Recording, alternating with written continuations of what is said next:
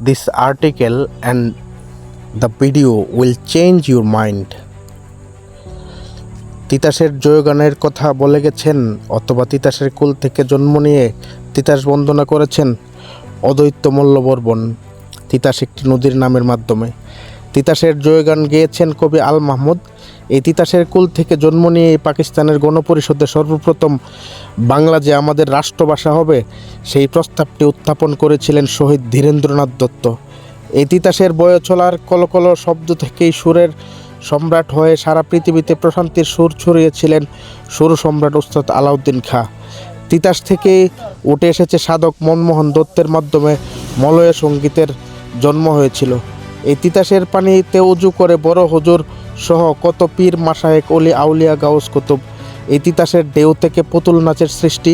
তিতাসের জলের স্রোত দ্বারা যেমন মুরগলরায়ের সৃষ্টি করেছে, তিতাস পাড়ের মানুষকে করেছে আজন্ম সংগ্রামী, বিদ্রোহী, প্রতিবাদী।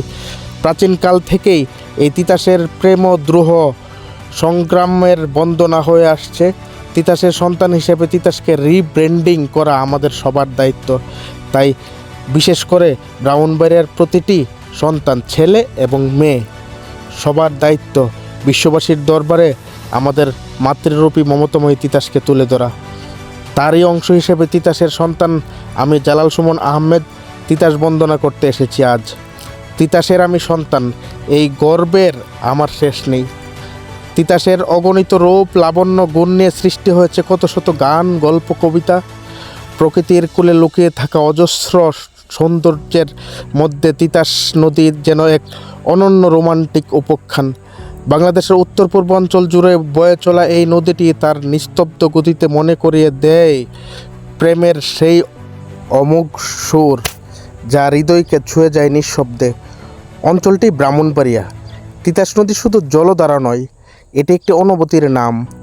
এটি কবিতার পংক্তি যা প্রকৃতিপ্রেমীদের হৃদয়ে অমর হয়ে থাকে, যেখানে দ্রোহ আর প্রেমের মিলন হয়।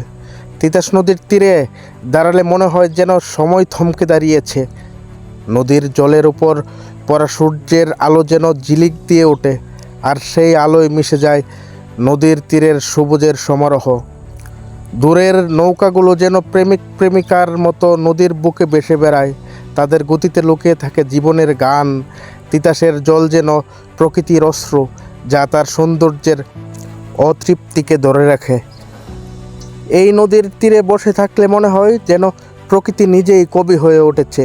নদীর জলধারার শব্দ, পাখির ডাক আর বাতাসের মৃদু স্পর্শ সব মিলিয়ে তৈরি হয়ে এক অপূর্ব সিম্ফনি। তিতাস নদী যেন প্রকৃতির প্রেমের ভাষা, যা শব্দহীন হলেও হৃদয়কে নাড়া দেয় গভীরভাবে। তিতাস নদীর রোমান্টিকতা শুধু তার সৌন্দর্যে নয়, এটি তার ইতিহাস ও সংস্কৃতির সঙ্গেও জড়িত। এই নদীর তীরে গড়ে উঠেছে অসংখ্য জনপদ, যেখানে মানুষের জীবনযাত্রা নদীর গতির সাথে মিশে গিয়েছে। নদীর জলে মাছ ধরা মাঝিরা, তীরের কৃষকরা আর নৌকায় ভেসে বেড়ানো মানুষগুলো যেন এই নদীর কুল থেকেই জন্ম নেওয়া এই নদীর রোমাঞ্চের অংশ।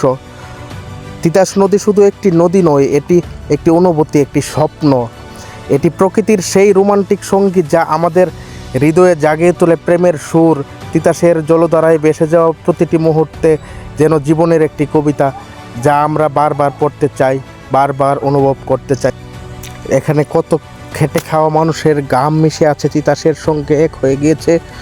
মানুষের দুঃখ কথাগুলো মিশে আছে তিতাসের পানিতে। এই তিতাসের নদীর বয়ে চলা নৌকাগুলোর রূপ যেমন পাল্টেছে, পালের নৌকার পরিবর্তে এখানে ইঞ্জিন চালিত নৌকা এসেছে, স্পিডবোটও এসেছে। তারই সঙ্গে সঙ্গে তিতাসও যেন তার রূপ বদলেছে কালের পরিক্রমায়। তিতাস আধুনিক হয়ে উঠেছে। তিতাস পাড়ের গ্রামগুলোতে বৈদ্যুতিক বাতির যে প্রতিচ্ছবি তিতাস নদীতে পড়ে মনে হয় যেন তিতাসের কোলে গ্রামগুলো হাবুডুবু খাচ্ছে। তিতাস নদী প্রকৃতির সেই রোমান্টিক উপাখ্যান যা চিরকাল আমাদের হৃদয়ে বেঁচে থাকবে। তাই তিতাস পাড়ের সন্তানদের পরিচয় কাজ্যাখোর বা অন্য কোনো নামে কলঙ্কিত করার সুযোগ নেই। তিতাস আমাদের প্রতিবাদী হতে শিখিয়েছে। তিতাস আমাদের শিখিয়েছে কিভাবে প্রতিবাদ করতে হয়, শিখিয়েছে প্রেমিক হতে, জীবন সংগ্রামী হতে, শিখিয়েছে উদার হতে। তিতাস পাড়ের মানুষের আত্মীয়তা সারা পৃথিবী সমাদৃত। তিতাস আমাদের হৃদয়কে এতটাই উর্বর করেছে, সম্পর্কের জন্য বন্ধুত্বের নামে কতটুকু আমরা যেতে পারি সেটি যাদের তিতাস পাড়ের একজন বন্ধু আছে সেই অনুধাবন করতে পারে। তিতাস আমাদের অসাম্প্রদায়িক হতে শিখিয়েছে। তিতাসের ঘাটে এসে হিন্দু মুসলিম সব একাকার হয়ে যায়। তাই তিতাস পাড়ের সন্তান হিসেবে গর্ব নিয়ে আমাদের তিতাসকে রিব্র্যান্ডিং করতে গর্বের সাথে সবাই ভিডিওটি শেয়ার করতেই পারেন। তিতাসের সন্তান হিসেবে এই দায়িত্বটুকু আপনি পালন করতেই পারেন। সবাই ভালো থাকবেন। আজ বিদায় নিচ্ছি। আমি তিতাসের সন্তান জালাল সুমন আহমেদ। আসসালামু আলাইকুম।